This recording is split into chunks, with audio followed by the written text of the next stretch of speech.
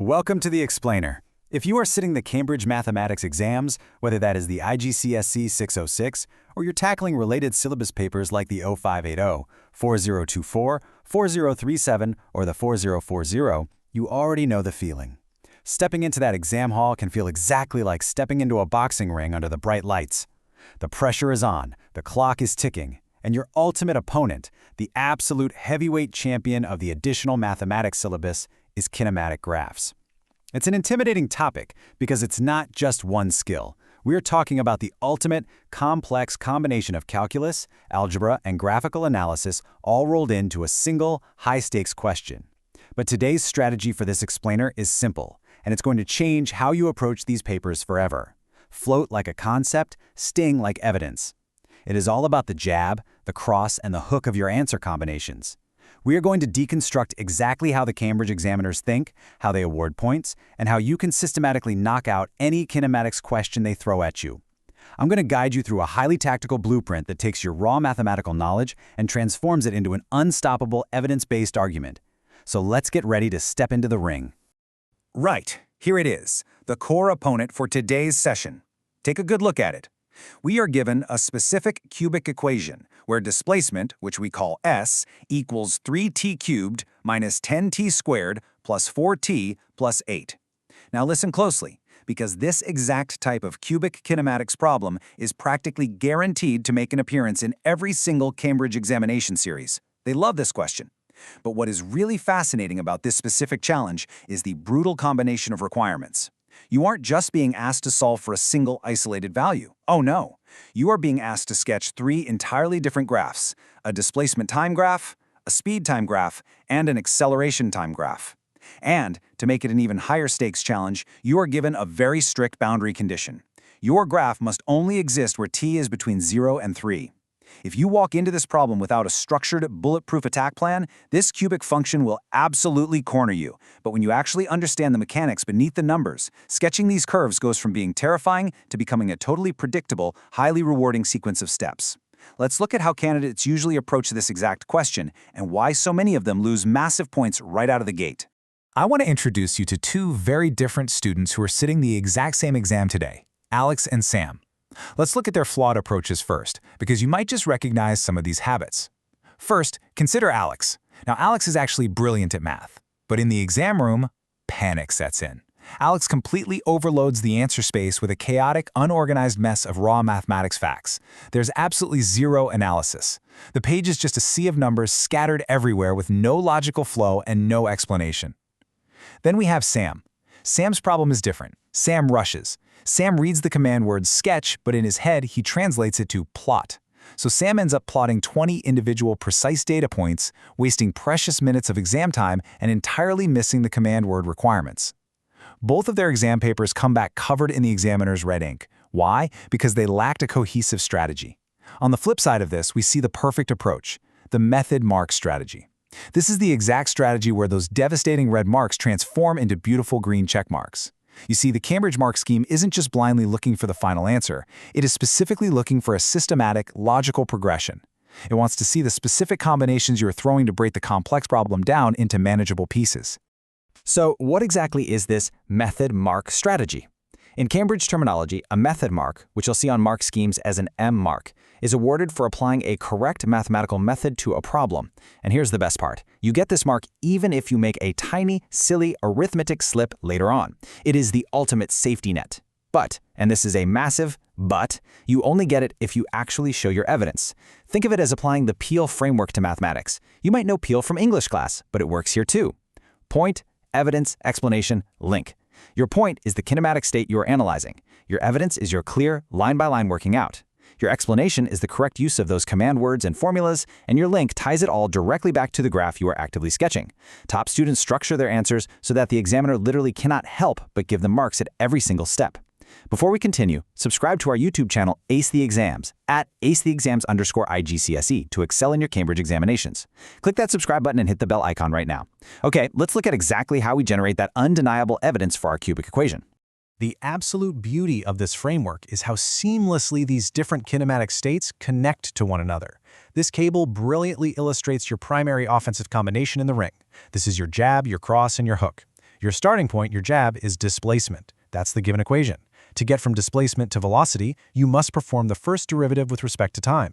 That's ds over dt. To get all the way to acceleration, you strike again with the second derivative. That's dv over dt. Let's actually do the math on our specific opponent right now, out loud. If s equals 3t cubed minus 10t squared plus 4t plus 8, what happens when we differentiate? We use the power rule, bring down the 3, multiply it, and we get a velocity of 9t squared minus 20t plus 4. Boom. That is your cross. Now let's hit the hook for acceleration. Differentiate that velocity equation again. We get 18t minus 20. Just by writing down these two derived formulas clearly on your exam paper, you are instantly securing method marks.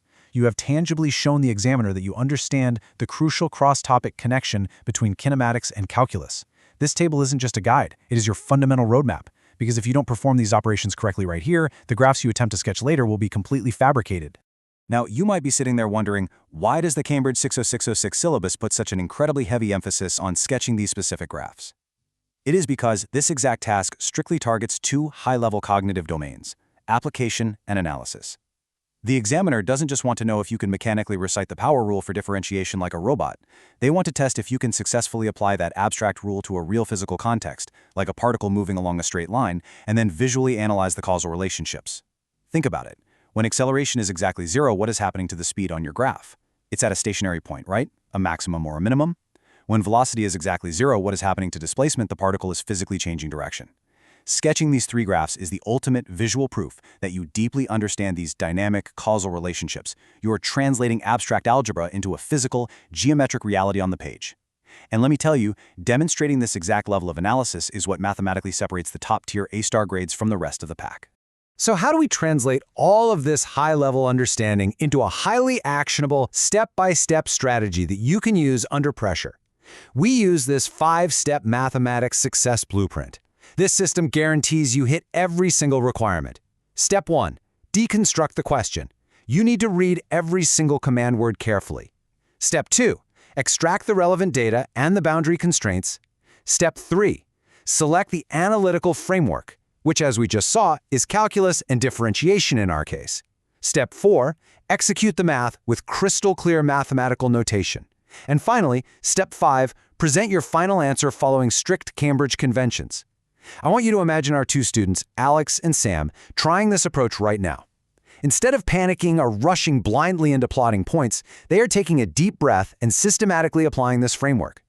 In their minds, those devastating red pen marks are literally fading away, being replaced by the structured clarity of green check marks. Let's actually apply the first two steps of this blueprint to our specific cubic problem and see how the fog begins to clear. Okay, let's dive into steps 1 and 2, which are all about boundary control. We systematically deconstruct our given cubic equation, but more importantly, we extract the critical constraint from the question. 0 is less than or equal to t, which is less than or equal to 3. Think of this constraint as the literal physical perimeter of our boxing ring. If you sketch a graph that extends out to t equals 4, or drops backward into negative time, you are swinging wildly outside the ring and you will absolutely lose marks. So we have to evaluate the hard start and endpoints first. These are your anchors. At the very beginning, t equals 0, displacement s is simply 8. Now for the end of the round. At t equals 3, we carefully plug it into the formula. 3 times 27 minus 10 times 9 plus 4 times 3 plus 8. Work that out, and it gives us a final displacement of 11. These 2 points, 0, 8 and 3, 11, firmly anchor your displacement graph to the page. Now we move powerfully into steps 3 and 4, selecting the framework and executing it. As we established earlier, our analytical framework is differentiation, but the execution phase is where the real nuance lies and where the top students shine. We have our derived velocity formula. V equals 9t squared minus 20t plus 4. To sketch this properly, we need to know exactly where the turning points are on our displacement graph. And finding turning points means finding exactly where velocity equals 0. So if we set 9t squared minus 20t plus 4 equal to 0, we can either factorize it or use the quadratic formula. In this case, it actually factors beautifully. The mathematical roots are t equals 2 and t equals 2/9. Now look closely at those numbers. Both of these stationary points happen squarely within our 0 to 3 second time constraint. If you were acting like Sam and just blindly plotting integer values like 1, 2, and 3, you would entirely miss the local maximum that occurs at 2/9 of a second. It would be invisible to you. This is exactly why executing the calculus framework is strictly non-negotiable for an accurate, mark-winning sketch. You have to actively locate these hidden features to secure the top-tier mark. Stop scrolling. Subscribe to our YouTube channel, Ace the Exams, at @acetheexams_IGCSE to excel in your Cambridge examinations. We've helped thousands of students improve by 2-3 grade boundaries. Join them right now by subscribing to @acetheexams_IGCSE and turn on all notifications so you never miss our weekly exam strategy sessions. Okay, step 5 is presentation. This brings us to the strict presentation conventions: proper headings, correct terminology, appropriate formats, and clear annotation. I'm going to put a 60-second timer on the clock in our minds for an interactive workshop. Let's call this Challenge 1, the data scan. I want you to mentally scan the complex math we've done and picture the graphs you're about to draw. You have your stationary points at 2/9 and 2. Your acceleration formula is 18t minus 20. So where is acceleration exactly 0? Set it to 0, and we get t equals 20 over 18, which simplifies to 10/9 of a second. That specific timestamp is the exact moment your velocity graph hits its minimum turning point. But wait, look back at the command words. The exam question explicitly asked for a speed time graph, not a velocity time graph.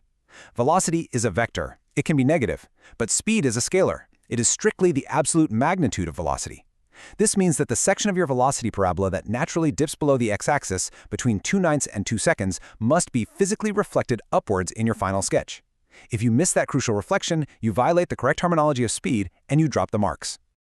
Now this isn't just me making up rules to warn you. Listen to this direct, brutal warning straight from the Cambridge Principal Examiner report. Candidates consistently confuse key terminology. And that brings us directly to Challenge 2, find the flaw. You have another 60 seconds on the mental clock. I want you to picture our student Sam's written response where he writes, the velocity goes down to -7, so the speed is -7. You should immediately spot the massive flaw in that logic. As we just discovered in our data scan, the minimum velocity at 10/9 of a second is indeed a negative number, roughly -7.1. But speed absolutely cannot be negative, ever. The mathematically correct presentation is to reflect that negative dip of the parabola up above the x-axis, creating a positive, bouncy W-shaped curve for your speed graph. When examiners see a student properly reflect that negative velocity into positive speed, they immediately know they are dealing with a top-tier candidate. They are specifically looking for students who don't just calculate numbers blindly, but who actively interpret the physical reality behind the mathematics. Let's rapidly fire off the top 3 examiner warnings to keep you grounded and focused. Warning number 1, answers are way too vague. When you are asked to sketch, you absolutely must explicitly label the turning points. You have to write down t equals 2/9 and t equals 2 on the axis. You must explicitly label the y-intercepts. Warning number 2, students forget the required format. Think about this. An acceleration time graph for the equation 18t minus 20 is a linear equation. It's a straight line. If you draw it with a curve, you lose the format mark immediately, no matter how perfect your calculus was. Warning number 3, answers are not specific to the given context, which leads us perfectly into Challenge 3, speed writing. We are putting 30 seconds on the clock. If you had to write one perfect PL paragraph explaining your acceleration graph, it should sound exactly like this. The acceleration graph is drawn as a straight line because the second derivative of a cubic function is always linear. The initial acceleration at t equals 0 is calculated at -20. The line crosses the x-axis at exactly t equals 10/9, demonstrating the precise point of constant velocity. Boom! That is exactly how you provide highly specific details, follow the strict format, and stick rigidly to the context. I really cannot emphasize this third warning enough. Context absolutely matters. Your entire mathematical universe for this specific exam problem exists strictly and only between the time of 0 and 3 seconds. Do not, under any circumstances, draw little arrows on the ends of your sketched lines implying they go on forever into infinity. You must terminate your graphs at t equals 0 and t equals 3 with clear, solid, definite points. And at that final boundary of t equals 3, make sure you clearly show the examiner that the final acceleration is +34, the final speed is +25, and the final displacement is 11. This entire breakdown brings us to the final system. There are 3 rules that guarantee top marks on these papers. Rule number 1, command word decoding. You have to know the fundamental difference between sketching velocity and sketching speed. Rule number 2, Peel framework application. You must show your differentiation steps clearly as undeniable evidence. And rule number 3, the time management matrix. You have to allocate enough exam time to actually find those hidden turning points using calculus instead of just plotting integer values like Sam and hoping for the best. So, as we wrap up this intense explainer, I want to leave you with this final provocative thought. How exactly will you apply this tactical jab-cross-hook blueprint to your next past paper? Will you rush in unprepared like Sam or overload the page with panic like Alex? Or will you choose to float like a concept and sting with the undeniable evidence of the method mark strategy? Students who implement these mathematics strategies see an average improvement of 2 grade boundaries, but only if they practice consistently with our weekly videos. Here's your final reminder. Subscribe to our YouTube channel, Ace the Exams, at acetheexams_IGCSE to excel in your Cambridge examinations. Subscribe right now to at acetheexams_IGCSE and click that bell. Don't let any other exam pass you by. Drop a comment below with your target grade for mathematics and the biggest challenge you're facing. Our team responds to every comment. Like and share this video with a study partner. Ace the Exams, your Cambridge success starts here. Keep practicing, keep applying the framework, and I will see you in the next explainer.